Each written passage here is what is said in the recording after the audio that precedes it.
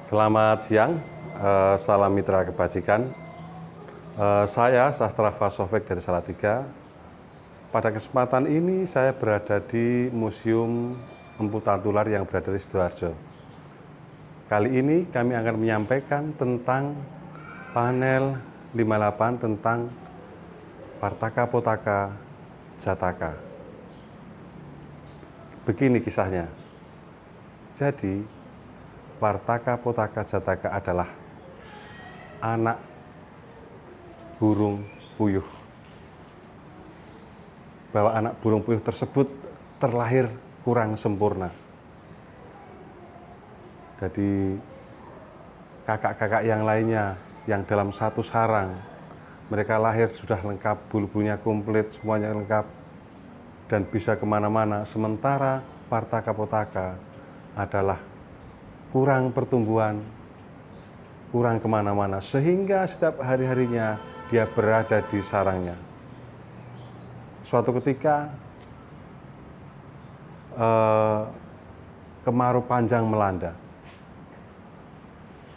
kemudian terjadilah kemarau yang panjang, kemudian di mana-mana kering, sehingga terjadi kebakaran.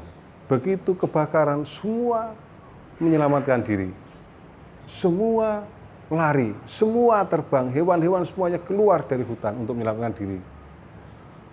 Api kian membesar. Disitulah ada seekor Wartaka Potaka yang tidak bisa kemana-mana. Bahkan induknya pun tidak bisa berbuat apa-apa. Induknya pun dia harus menyelamatkan dirinya. Tapi ada hal yang di luar dugaan.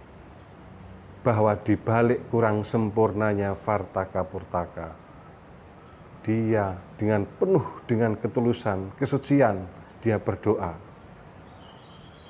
bahwa kebaikan, ketulusan akan mendatangkan sebuah keajaiban. Kemudian berdoa, Wartaka Potaka ini berdoa, ya Dewa, saya terlahir seperti ini, tapi saya punya ketulusan. Saya ingin keluarga, burung-burung, hewan-hewan yang ada di sini semua selamat. Dan nyahlah api itu dari sini. Maka seketika itu, api pun yang begitu berkobar-kobar terpadamkan. Maka kita ambil kesimpulan bahwa kadangkala manusia terlahir tidak sempurna.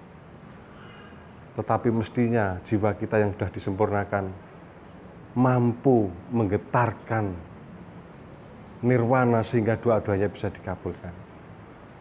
Jadi intinya bahwa hati, kekuatan doa, kekuatan kebaikan, kebajikan, itulah yang paling utama. Demikian, semoga seluruh makhluk bahagia. Terima kasih.